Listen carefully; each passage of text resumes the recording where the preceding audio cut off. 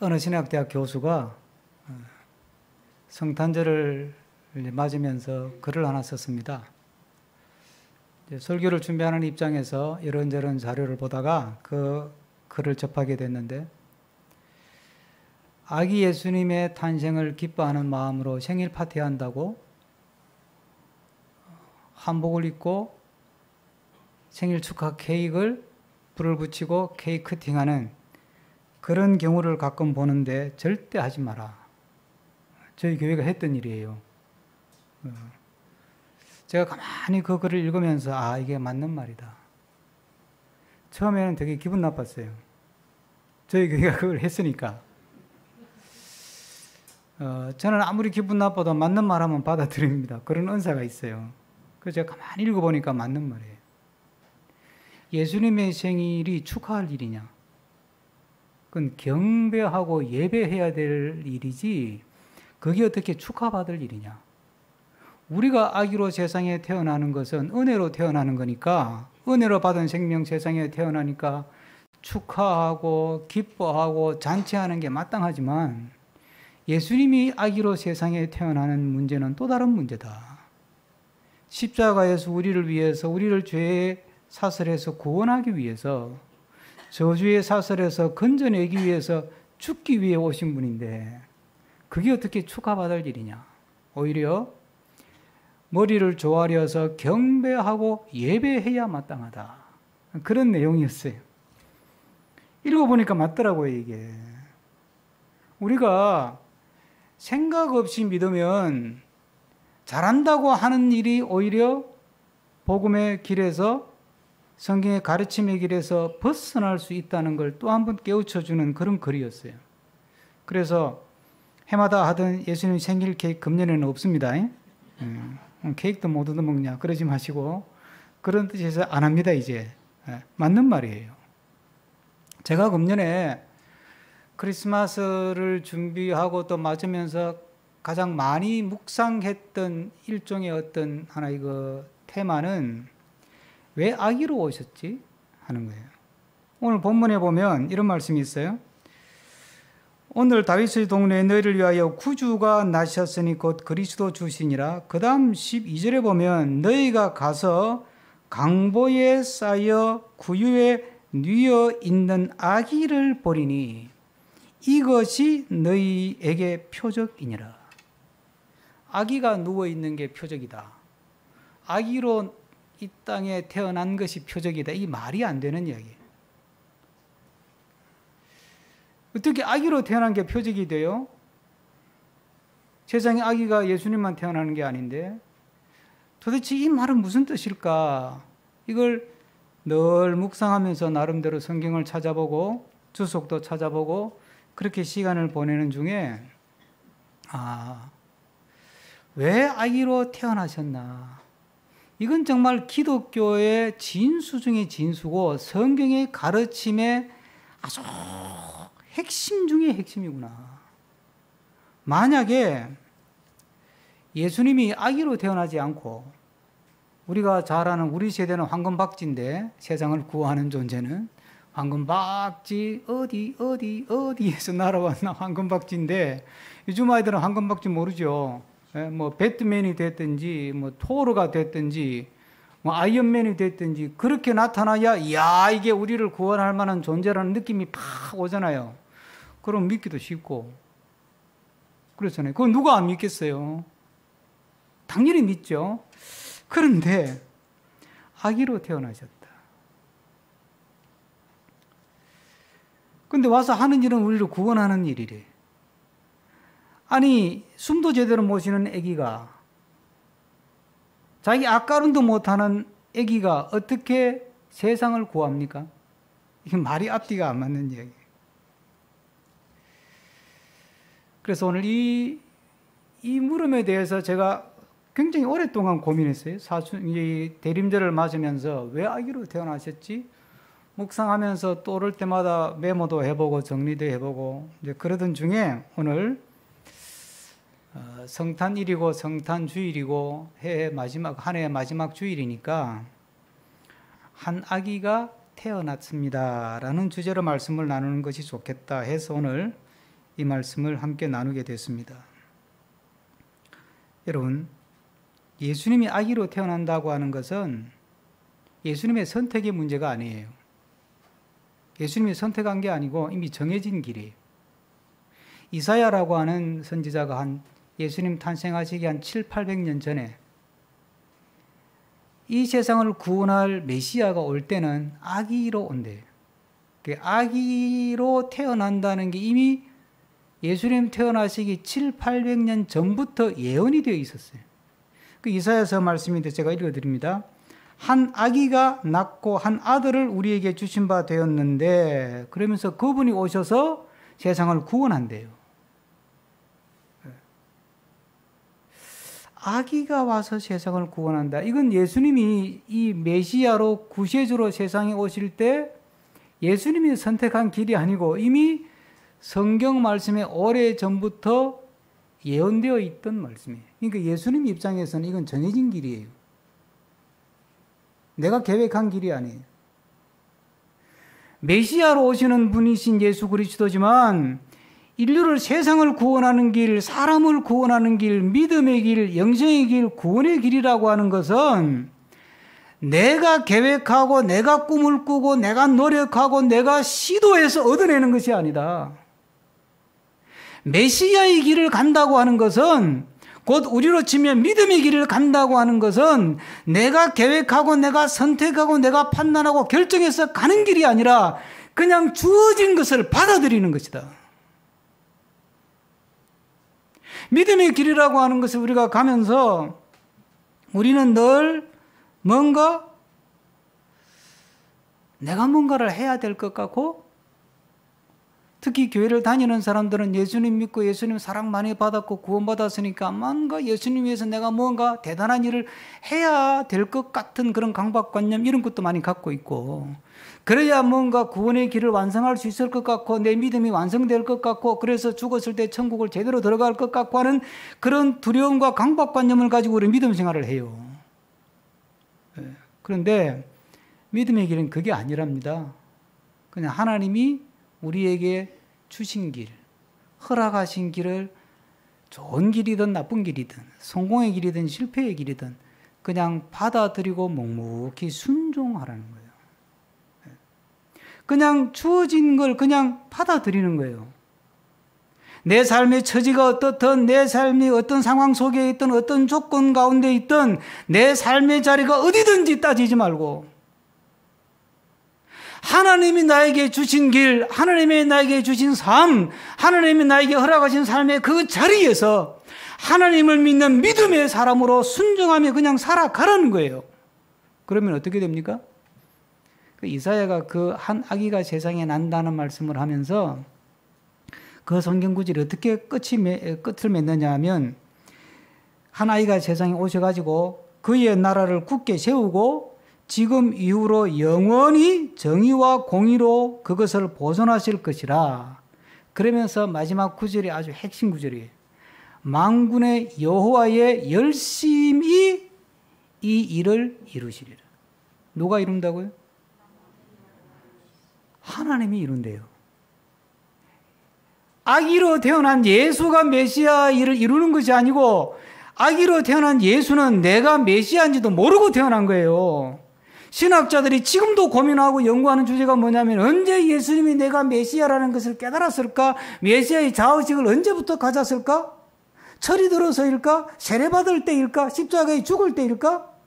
아직도 결론을 못 내려서 우리는 몰라요, 그걸. 그럼 예수님은 내가 세상에 태어나면서 응애하고 태어났을까요? 내가 메시아다! 그러고 태어났을까요? 내가 메시아다고 태어났으면 징그럽지. 진짜 응애하고 태어난 거예요.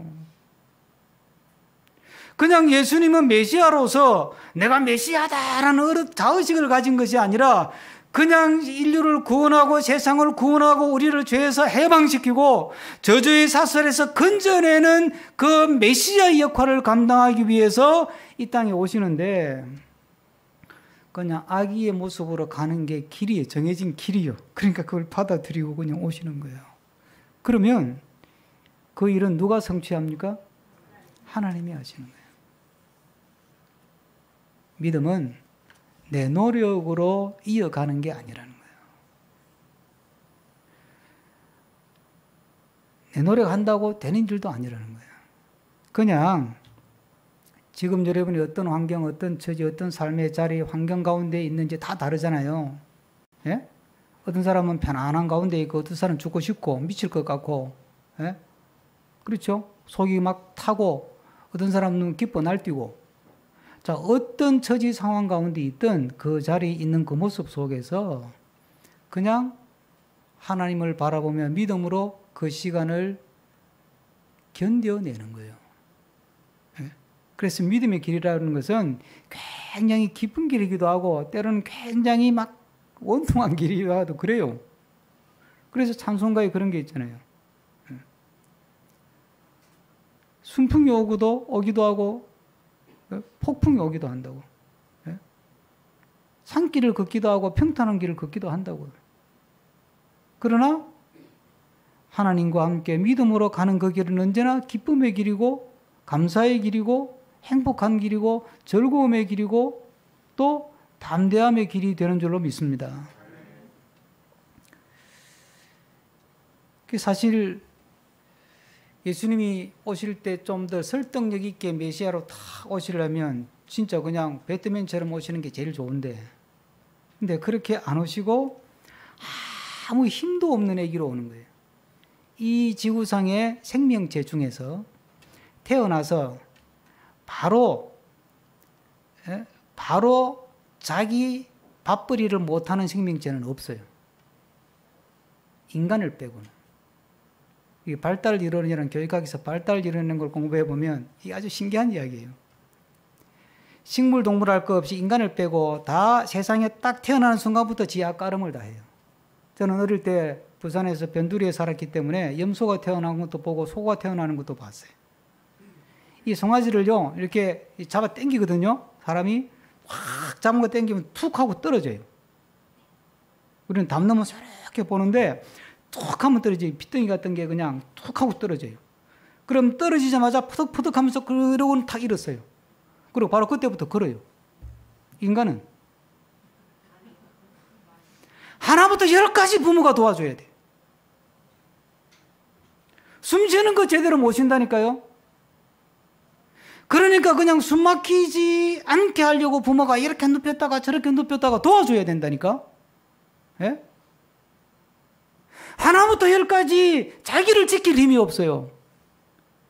아무런 힘도 없고 아무런 지혜도 없고 아무런 능력도 없으면서 어떻게 메시아가 되냐고. 어떻게 세상을 구원하고 어떻게 인류를 구원하냐고. 말이 안 되는 이야기예요. 근데 왜 아기로 태어날까요? 메시아가. 구원은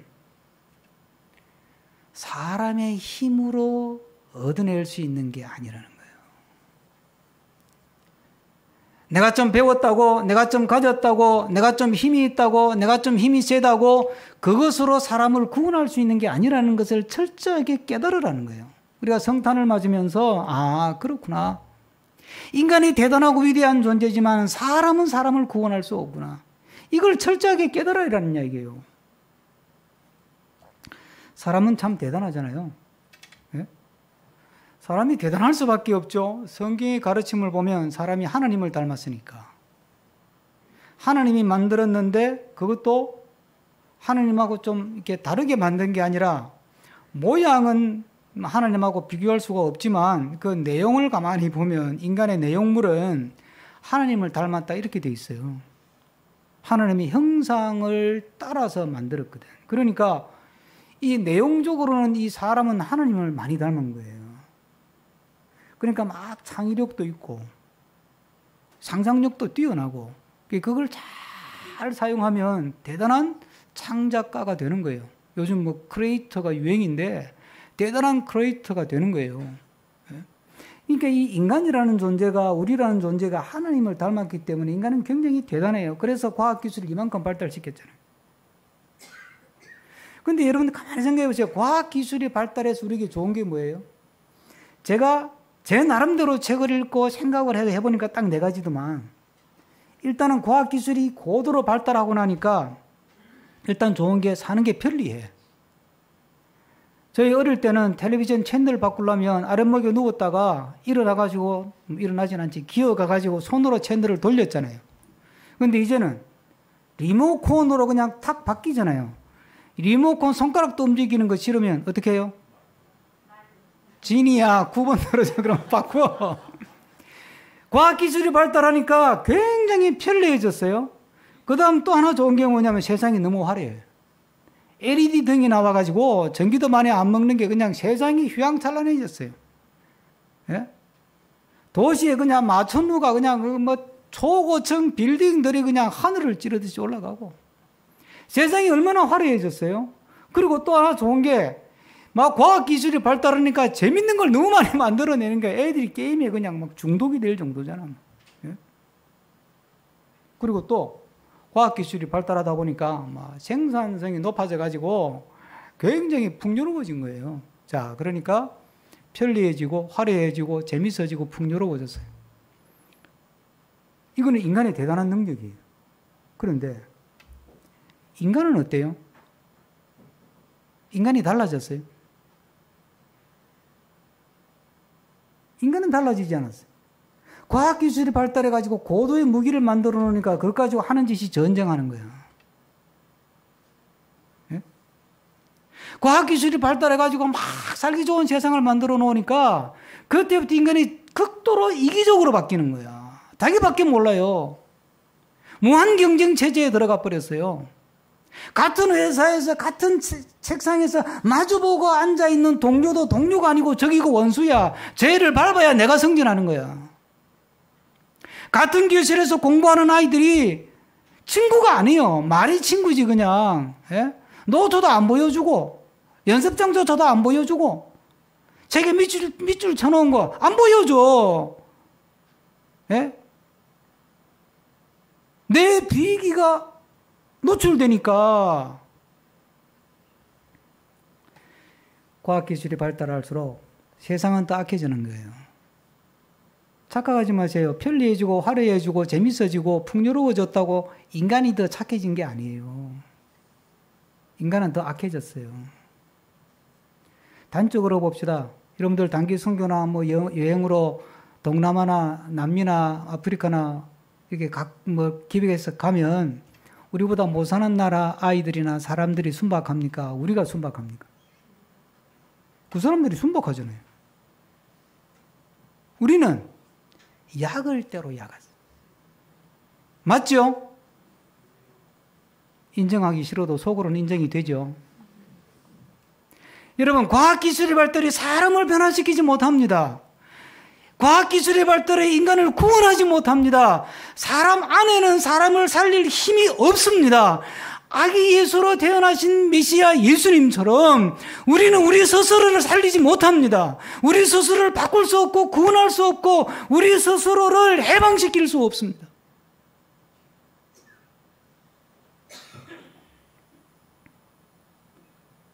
평화를 위해서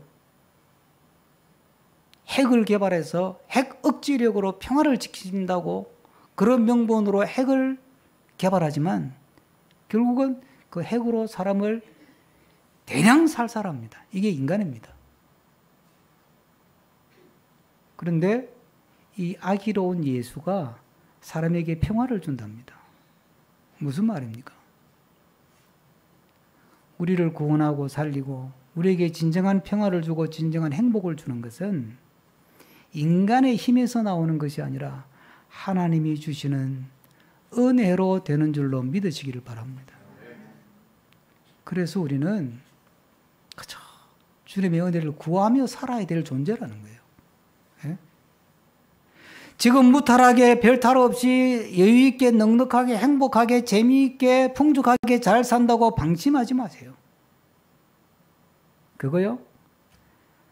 그냥 하나님이 불면 하루아침에 다 없어집니다. 그거 버는 건 힘들어도요, 잃는 거는 쉽습니다. 우리 부모님이 경험하신 일이고요. 여러분들도 사업하면서 경험 많이 해봤잖아요. 예? 버는 건 어려워도요, 예? 잃는 거요, 한순간에 다 없어집니다. 방심하지 마세요. 내가 진정으로 이 땅에서 행복하게 살고 내가 진정으로 평화를 이루고 우리 가정을 진정으로 평화롭게 이 사회를 진정으로 평화롭게 교회를 진정으로 평화롭게 만드는 것은 내 아이디어에서 나오는 것도 아니고 내 힘에서 나오는 것도 아니고 내 논리로 나오는 것이 아닙니다. 오직 하나님의 은혜 앞에 우리가 무릎을 꿇고 주의 은혜 없이는 살 수 없습니다. 주의 은혜 없이는 내 힘으로 내가 살아갈 수가 없습니다. 고백할 때 우리 마음은 성탄의 자리가 되고 우리 가정은 성탄의 자리가 되고 우리 교회도 성탄의 자리가 되고 이 사회도 성탄의 자리가 될 줄로 믿습니다. 끝으로 생각하는 건 이 예수님이 아기로 태어나신 것이 아니 어른으로 오셔가지고 혼자 숨어 계시다가 감추어 두었다가 뭐 30살이 되거나 그랬을 때 이제 짠하고 나타나가지고 다 하늘의 말씀을 쫙 전하기 시작하면서 뭐 기적도 행하고 뭐 병도 고치고 귀신도 쫓고 이러면 사람들이 야 메시아다 그럴 거 아닙니까? 그런데 그렇게 안 하셨다니까요. 아기로 태어났다니까요. 아기로 태어났다는 말이 뭐예요? 우리 인간과 똑같은 모습으로 왔다는 거죠. 그래서 요한복음에서는 이 내용을 뭐라고 정리하느냐 하면 말씀이 육신이 되었다 이렇게 이야기해요. 이 말씀은 하나님을 가리키는 말이기도 하고 예수님을 가리키는 말이기도 한데 그냥 알기 쉽게 예수님이 사람이 돼서 왔다 이런 뜻이에요. 사람이 돼서 왔다는 말은 뭐예요? 우리 속으로 들어왔다는 말이죠. 사람이 물에 빠지면 사람을 살릴 수 있는 방법은 두 가지인데 하나는 밖에서 줄을 던져주는 방법이 있고 그렇죠? 하나는 들어가서 그 사람을 건져내는 방법이 있어요. 하나님의 방법은 뭐냐면 그냥 우리가 빠져있는 물속으로 같이 첨벙하고 들어오는 거예요.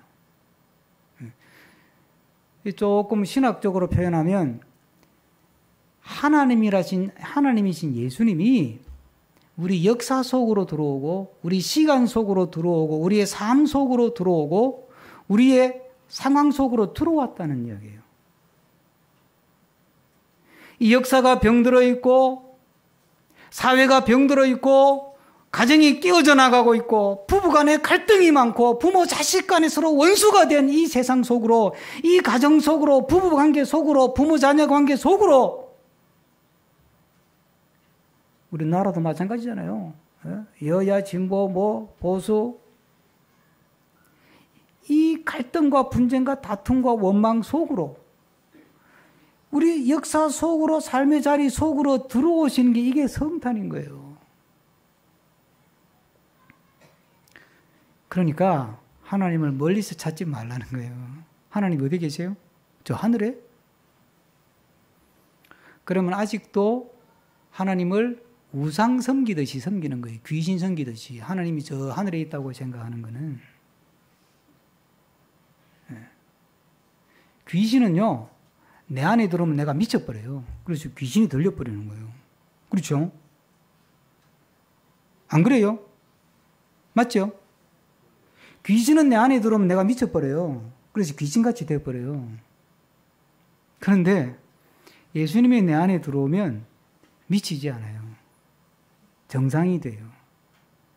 예수님이 내 안에 들어오면 내 안에 나를 미치게 만들고 화나게 만들고 분노하게 만들고 다투게 만들고 욕심 부리게 만드는 이기적으로 만드는 귀신이 지가 알아서 도망가고 나는 지극히 하나님이 만드신 아주 정상적이고 존귀하고 고귀하고 아름다운 인격으로 바뀌는 거예요.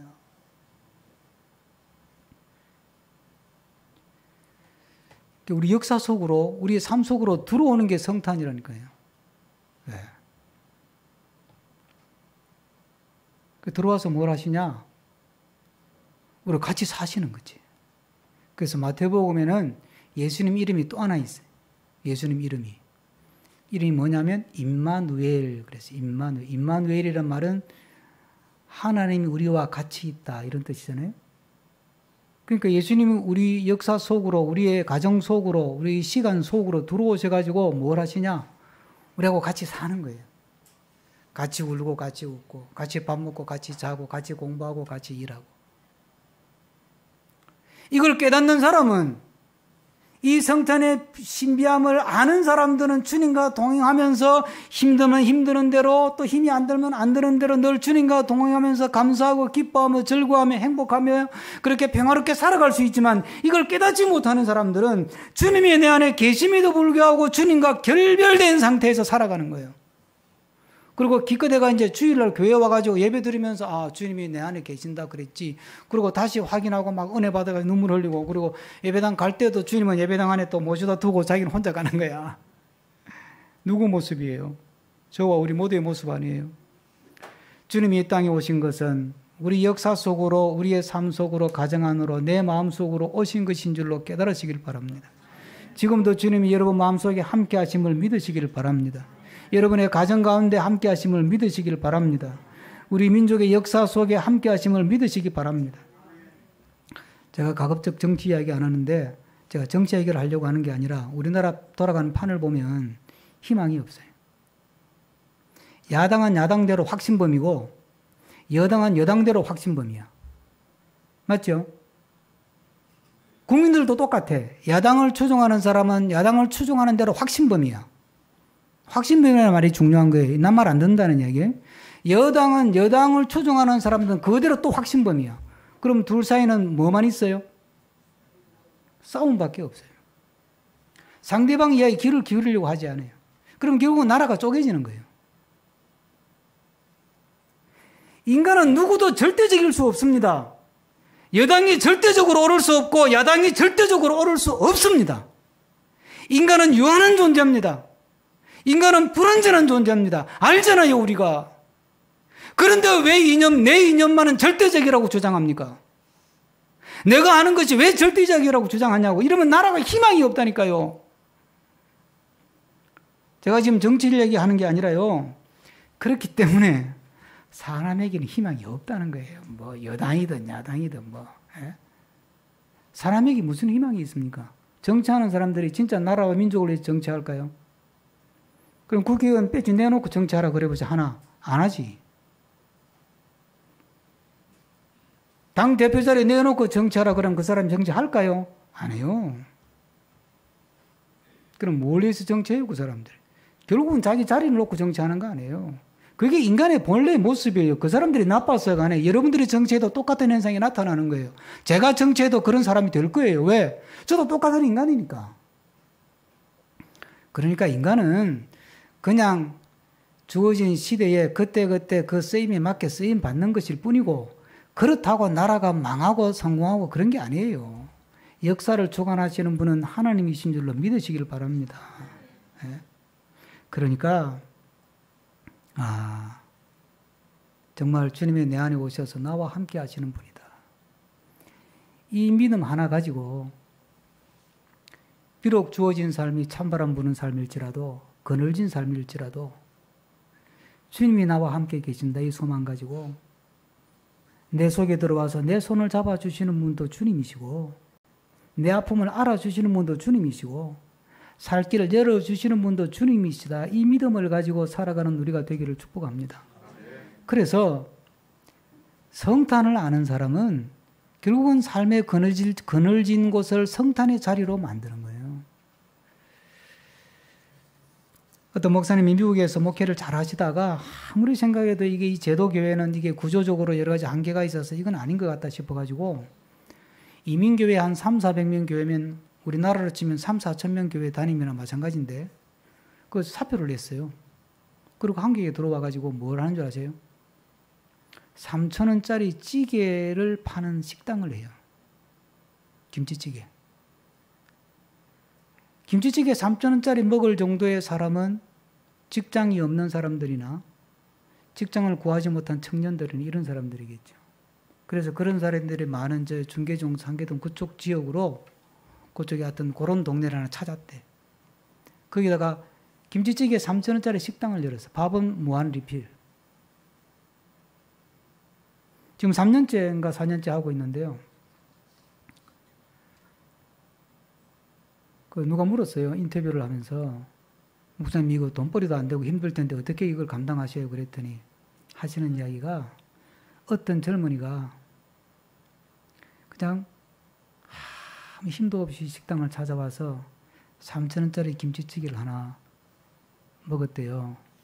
그래서 보니까 허겁지겁 먹는 게 배가 너무 고픈 것 같아서 밥을 더 먹으라 그랬더니 더 먹어도 돼요. 그래서 밥은 무한 리필이다 그랬더니 감사합니다. 그러고는 그 밥을 잔뜩 떠서 또 말아서 먹고는 가면서 목사님한테 잘 먹었습니다. 그러면서 던진 말이 목사님이 저한테는 꼭 예수님 같아요.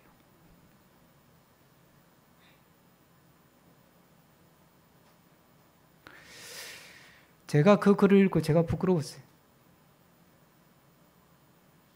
제가 목사로 살면서 목사님이 저한테 꼭 예수님 같아요 소리를 들어본 적이 있나. 그 목사님의 3,000원짜리 김치찌개 하나로 그 청년의 마음이 성탄의 자리가 된 거예요. 그 마음이 예수님이 탄생하신 거잖아. 아기 예수님이. 우리 모두가 우리가 사는 삶의 주변에 그늘진 곳에 찬바람이 부는 곳에 우리가 있으므로 우리가 어떤 행위를 함으로 그 자리가 아기 예수님이 탄생하신 성탄의 자리가 될 수 있기를 축복합니다. 기도하겠습니다.